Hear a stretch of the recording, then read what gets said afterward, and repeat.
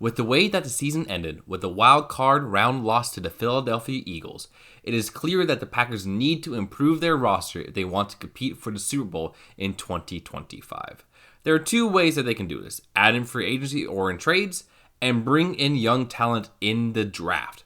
The Packers have a total of 8 picks this year and 5 top needs that I believe that they need to address in this draft to fill holes in the roster to make this team a true Super Bowl contender this upcoming year and for years to come. So let's break down these 5 position groups, starting with number 5 and are working our way up to the number 1 draft need. Just remember, these are my opinions and not a definitive list of what the Packers are going to do, and that there are guys a lot smarter than me that are going to be making these decisions for the Packers in the draft this April. So let's get started with number 5, the interior offensive line. After the wild card round loss to the Eagles, there was one thing that was very clear. The Eagles' defensive line had their way with the Packers' offensive line, particularly among the interior of that line. Josh Myers really struggled with his assignments. Sean Ryan got dominated in a run game, and when Elton Jenkins went down with a game-ending injury, our guard depth got exposed really bad. You can't expect Travis Glover and Kadeem Telford to be able to stand up to the best of the best defensive linemen in the league. With the impending free agency of our 4-year starting center Josh Myers, the inconsistency at right guard, and the lack of depth on the interior, I believe that the Packers would try to add to this position. One thing they can look forward to is the return of last year's first-round pick Jordan Morgan, who missed the vast majority of his rookie season due to injury. But they can also look to add to the group through the draft. There is a good amount of talent in this year's draft, especially in the later rounds, where the Packers always seem to have a knack of getting talent along the offensive line. A couple of guys I can see the Packers taking is Ohio State center Seth McLaughlin, Texas center Jake Majors, guard Willie Lampkin out of North Carolina, and current tackle Gray Zaba out of North Dakota State if they really want to get spicy in the first round. But I don't think that they will stand pat at this group, as the Eagles have proven that a championship team is built in the trenches, and the Packers need to sandbag their trenches this offseason. The next group that the Packers need to address in this upcoming draft/free agency is the interior of the defensive line. While this group was very solid in the run game for the defense, there was massive inconsistency when it came to the pass rush. The biggest area of concern, though, was a massive drop-off this season of production from star defensive tackle Kenny Clark. Clark, one of the leaders of this entire team and the most veteran member of this defense, just seemed like he disappeared this whole season. There are still some moments where he made a good stop in the run game, but as a pass rusher, where he is normally one of the best defensive tackles in football, he was just non-existent, and the other defensive linemen couldn't pick up the slack. Run stuffing specialist TJ Slaton is slated to be a free agent. Colby Wooden hasn't showed anything since being drafted in the 4th round. Both Devontae Wyatt and Carl Brooks have been solid. The Packers have to make a decision regarding Wyatt's 5th-year option, which will be expensive, and Brooks is someone that can fully rely on as a consistent starter.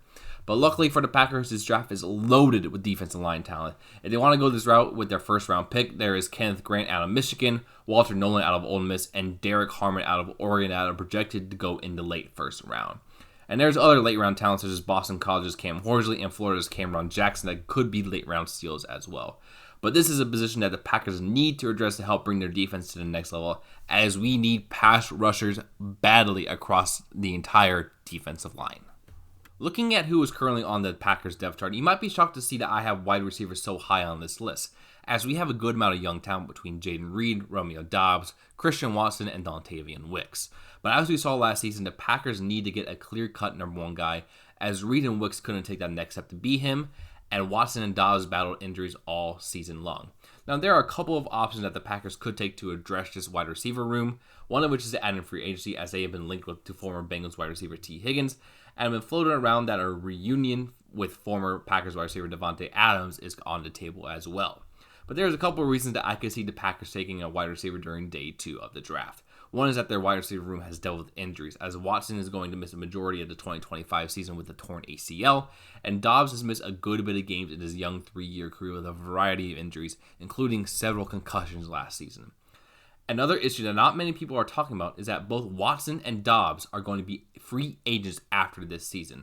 And I personally don't see the Packers signing either of those two guys to long-term deals due to their injury history. And that will leave Green Bay just having Jaden Reed and Dontavian Wicks as long-term options at the position. But there is a good amount of talent in the middle of this draft where the Packers love to take wideouts.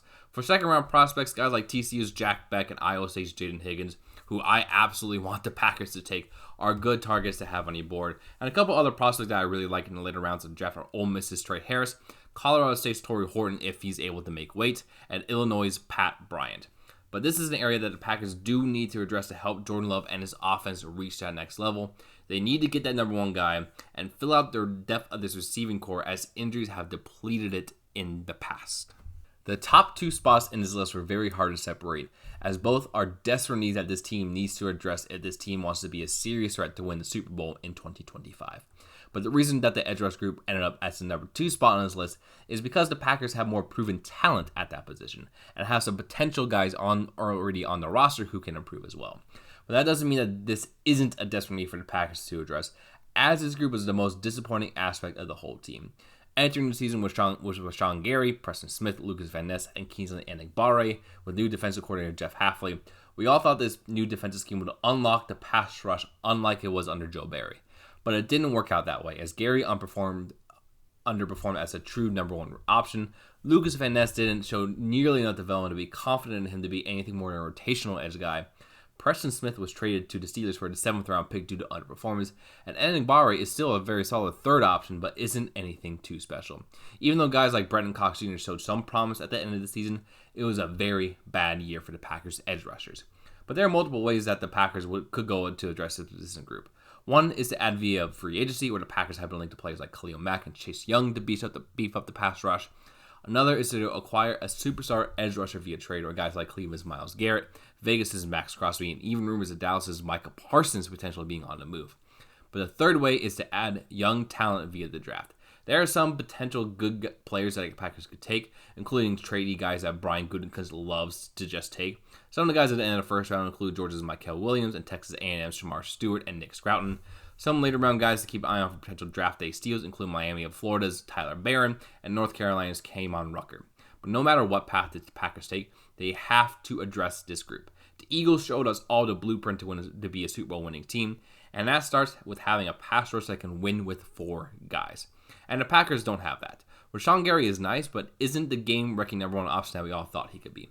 But I have faith that this will get addressed, as Brian Gutekunst is one to take action when he sees a problem that desperately needs to get fixed. Before we get started with our number 1 pick, I just want to go over 2 honorable mentions of positions that I think are sneaky needs for the Packers to take to make this team a Super Bowl contender. The first one of these positions is the tight end spot, where the Packers could look to make some changes. The number 1 guy there is solidified in Tucker Kraft, but behind him is more uncertain of the future. Luke Musgrave can still potentially be a very good option for Green Bay, but injuries have prevented him from making any kind of impact in the short term, and long term we don't know how that's going to affect him. And the depth behind Musgrave himself is lacking, as Ben Sims and John Fitzpatrick are not what you want at a third tight end.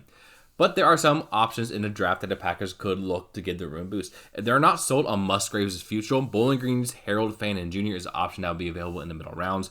And there are a couple of guys that I like in late rounds that will be an upgrade for the third tight end spot as well, as Luke Lachey out of Iowa and Oronde Gadsden II out of Syracuse look to be very strong guys. And the other honorable mention that the Packers could look to address is a linebacker position.